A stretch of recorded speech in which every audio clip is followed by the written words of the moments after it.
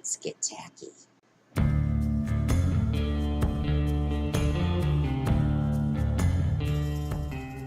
Okay, so there are a couple of recipes for hardtack, and I will post you a link to the particular page that I found, which is pretty dang awesome because it covers hardtack, it covers corn dodgers, and it covers jerky, and it gives the old original recipes along with the new ones, which especially with the hardtack, I wasn't really going to go with the new one. I think I'm going to kind of mix the two.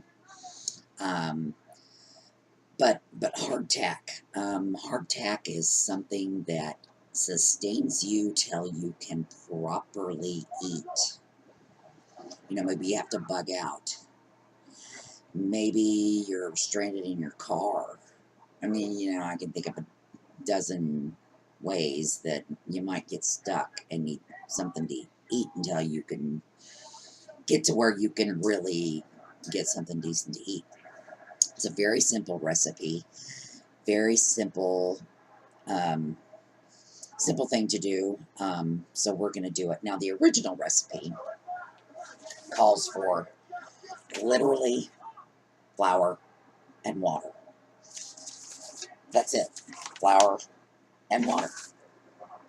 That's what it says here, that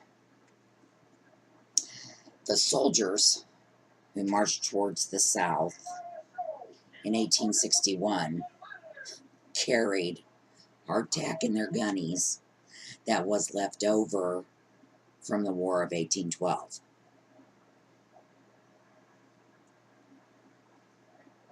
Yeah, that's how it lasts forever. Hard as a rock. It'll break your teeth, but it will keep you alive. Now, the new recipe, they've put milk in it and butter in it and some sugar in it, and the dairy, the butter, and the milk kind of makes me worry about that weakening the lifespan of the storage of this stuff. So what I'm going to do is the old recipe of just flour and water. But I think I am going to add the sugar. Sugar's safe. That won't affect the shelf stableness of this stuff at all. And I'm going to add chia seeds. Now, surely we've all heard of chia seeds and what they can do for you now. High in protein. The Aztecs used them when they had to travel on foot across their continent. Yeah, you know, whatever. I actually eat it every morning in my oatmeal. So we're going to add that to it too, because, like I said, I don't think that's going to affect its shelf stability either. And I think it's going to give you some added protein that you may need if you are ever in a situation that you find yourself actually needing to eat this stuff. So, and you know what? If you never eat this stuff, it's not going to go bad. I'll give you some more ideas on what to do with it as well later on. But anyway, let's get to it. Okay, we're going to use 4 cups of regular flour. I'm not going to use my good flour for this. And considering they probably had flour that wasn't even as good as this flour. So we're going to do 1, 2, 3, and, oops, 4. All right, it's going to call for, now, you can do, the old recipe is 6 parts flour, 1 part water. I'm kind of using this part of it from the new recipe, so it's 4 cups flour, 1.5 cups milk, but I'm going to do 1.5 cups water. Now, because I don't want to use our tap water, which is horrid and full of chemicals and calcium and all kinds of hardness, I'm going to use one of my water bottles of purified drinking water.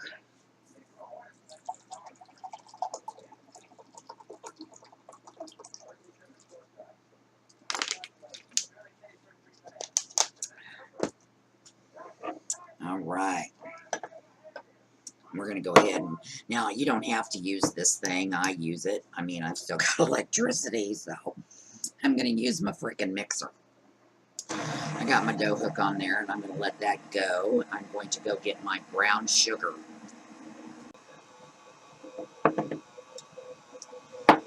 Now this calls for 3 tablespoons of brown sugar.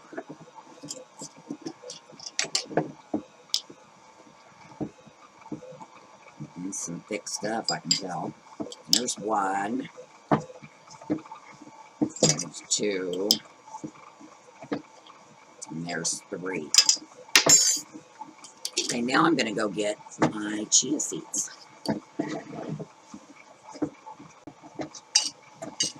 Now, your daily suggested serving of chia seeds, I think, is like 1 teaspoon a day or something like that. I think I'm going to do the same as the sugar. I'm going to put in 3 tablespoons.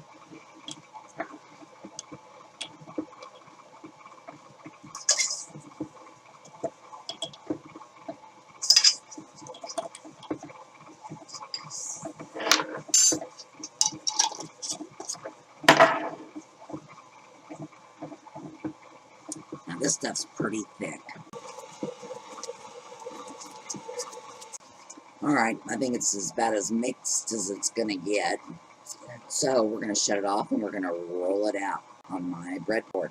Alright, let's roll this crap out. Now, I added a little flour to my breadboard because it's really kind of sticky stuff. And I've got my roller floured as well. We're just going to roll it out. It says to about, oh, what's it say here? 1/2 inch thick, which is actually pretty thick. Now, looks like lesson number 1 is appearing before me. Add your chia seeds, mix it up with your flour, because due to when I added my chia, it didn't get distributed as well as I would have liked. So, keep that in mind.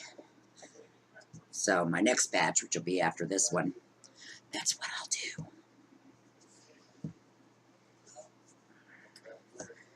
I'm kind of guessing that's probably good enough. Now, you could make this a nice little neat rectangle and then just cut out squares. I want mine round, so I've got my biscuit cutter. I also have, hang on just a second, my sheet pan ready. I've got it covered in foil. I don't know how sticky this stuff's going to be.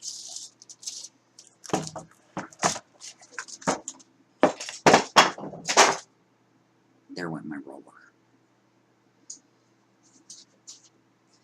Alright, we're just going to cut these out and lay them on my pan.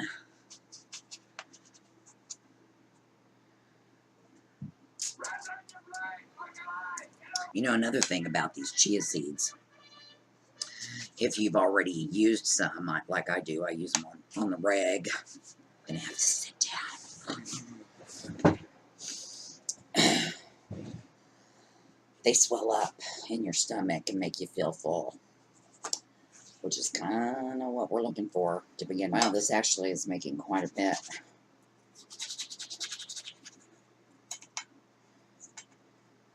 You know, and I'm sure that 6 parts flour, 1 part water ratio the old recipe gives you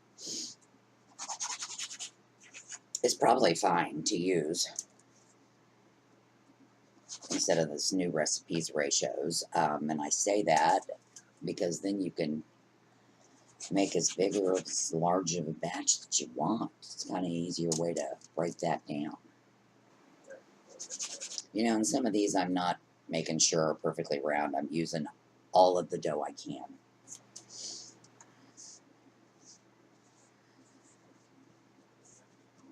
And I think I can kind of condense this a little bit. Fit in another row. You know, this would be a really good grandkid project too. It's kind of like Play-Doh. And I did taste it. Sugar helped a bunch. Plus, that's just going to give you more energy. It's going to give you more carbs. So it just adds to it, if you ask me. It's still not going to be something you're going to want to snack on while you're watching a movie or anything like that. That's not what it's for. All right, I think that's all I'm going to squeeze out of that batch.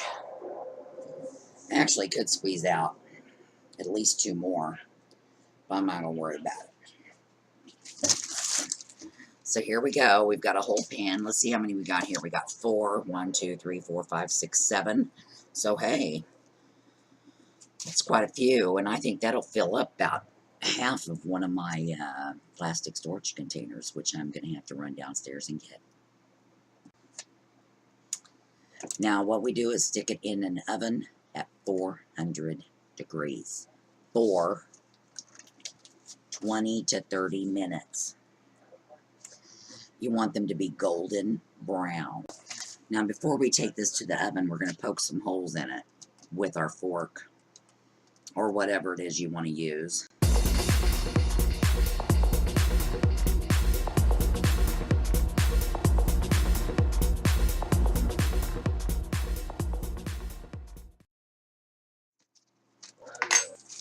All right, there we have it. Let's stick these bad boys in the oven.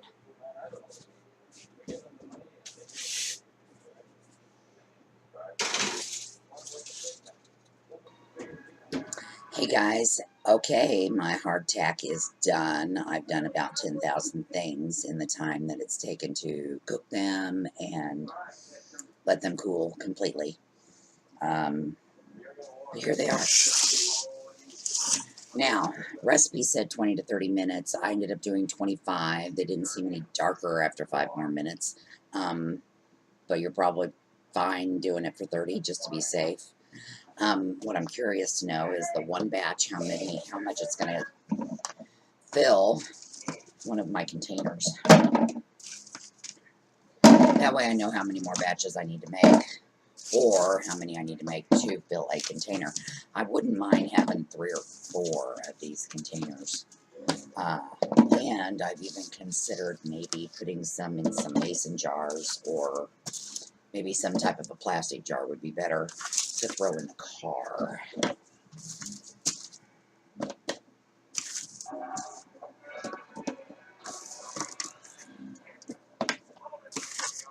Alright, it looks like, at least the containers that I use, 2 batches will fill a container, which is, okay, that's cool.